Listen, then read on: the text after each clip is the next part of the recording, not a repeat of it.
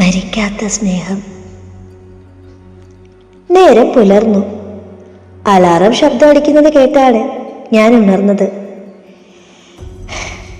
ഞാൻ എഴുന്നേറ്റ് കണ്ണാടിയുടെ മുമ്പിൽ ചെന്ന് നിന്നു.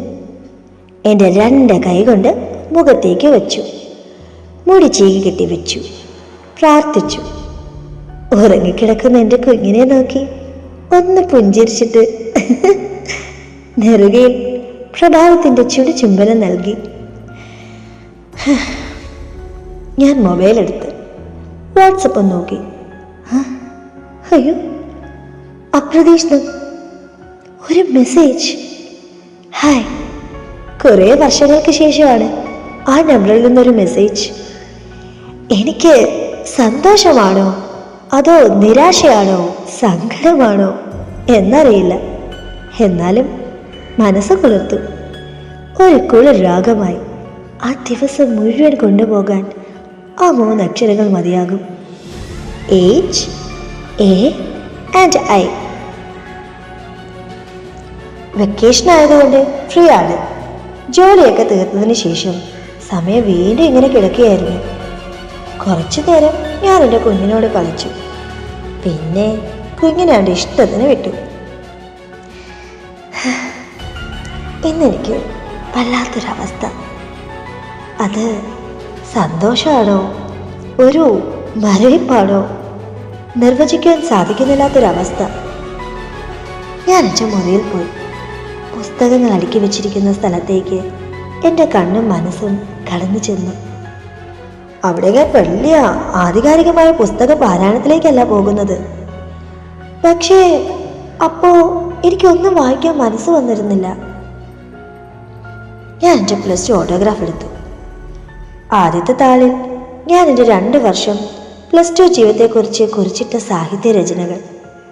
പിന്നത്തെ 2 താളുകളിൽ എൻ്റെ 2 സുഹൃത്തുക്കളുടെ കയ്യൊപ്പിനൊടുവിൽ മൂന്നാമത്തേത് അതവൻ്റെ ആയിരുന്നു. ഒറ്റത്താള് ഏതാനും കുറച്ച് വാക്കുകൾ. അവൻ്റെ ഹൃദ്യമായ രീതിയിലുള്ള സാഹിത്യ രചനകൾ. ഞാനത് വായിച്ചു. എൻ്റെ കണ്ണുകൾ നിറഞ്ഞു. എന്താ അതിന് കാരണം? ആരാണ് അവൻ എനിക്ക്? സംശയമില്ലാതെ എനിക്ക് പറയാൻ സാധിക്കും. ഇന്നും എന്നും എനിക്കവൻ എൻ്റെ നല്ല സുഹൃത്ത്. അങ്ങനെ എനിക്ക് കാണാൻ കഴിയും. എന്നാൽ അവൻ എന്നോട് അങ്ങനെ അല്ലായിരുന്നു. ഞാനായിരുന്നു അവൻ്റെ എല്ലാം. ഞാൻ ആരാണെന്നും എന്താണെന്നും എൻ്റെ കുറവുകളെല്ലാം അറിഞ്ഞു എന്നെ സ്നേഹം കൊണ്ട് മൂടിയവൻ. ആ പവിത്രമായ സ്നേഹത്തെയാണ് ഞാൻ നിഷ്കരണം എതിർത്തത്. എന്നിലെ സാമൂഹ്യ വ്യവസ്ഥ, സമൂഹത്തിലും വീട്ടിലും നിലനിന്നിരുന്ന അനാവശ്യമായ നിയമചട്ടങ്ങളിൽ പെട്ടുപോയത്. മതവ്രണം എന്നിൽ ഉരുത്തിരിഞ്ഞു. മനുഷ്യ സ്നേഹമല്ല ഞാൻ അവിടെ ഊന്നൽ നൽകിയത്, മതസ്നേഹം തന്നെ. മനുഷ്യനെയാണ് സ്നേഹിച്ചുവെങ്കിൽ ഇന്ന് എനിക്കതിൽ യാതൊരു ബുദ്ധിമുട്ടില്ല, പ്രയാസവുമില്ല. എന്നാൽ അവന്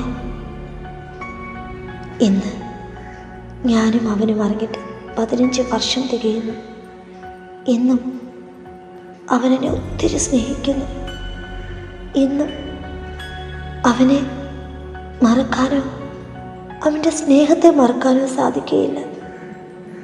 പകരം ഒന്നു മാത്രം, ബഹുമാനം.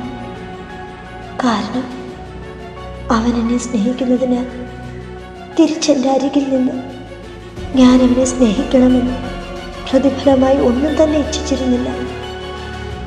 ആ കാരണത്താൽ നീ ഇന്നും അല്ല, നിന്റെ സ്നേഹം മരിക്കാതെ എൻ്റെ മനസ്സിൻ്റെ അടുത്തിട്ട് കുടികൊള്ളുന്നു. എൻ്റെ സുഹൃത്തെ, നീ എന്തിനാ തിരിച്ചു കിട്ടാത്ത ഇഷ്ടത്തിൻ്റെ പുറകെ നടന്ന് നിന്റെ മനസ്സ് നോവിക്കുന്നത്? അതോ നിനക്കറിയാമോ, പറഞ്ഞില്ല എങ്കിൽ ഈ മനസ്സിൽ നിന്നോടുള്ള സ്നേഹം നിലനിൽക്കുമെന്ന്? അറിയില്ല, അറിയില്ല സുഹൃത്ത്. അത് നിന്നോടൊന്ന് ചോദിക്കാനും അത് മനസ്സിലാക്കാനും എനിക്ക് പേടിയാണ്. മനഃപൂർവ്വമല്ലാത്ത കാരണത്താൽ നിന്നെ ഞാൻ വേദനിപ്പിക്കുന്നുണ്ടോ? ഒന്ന് മാത്രം എനിക്ക് നിന്നെ ബോധിപ്പിക്കണം. നിറഞ്ഞ മനസ്സോട് എൻ്റെ സുഹൃത്തിനോട് ഞാൻ ഏറ്റുപറയുന്നു.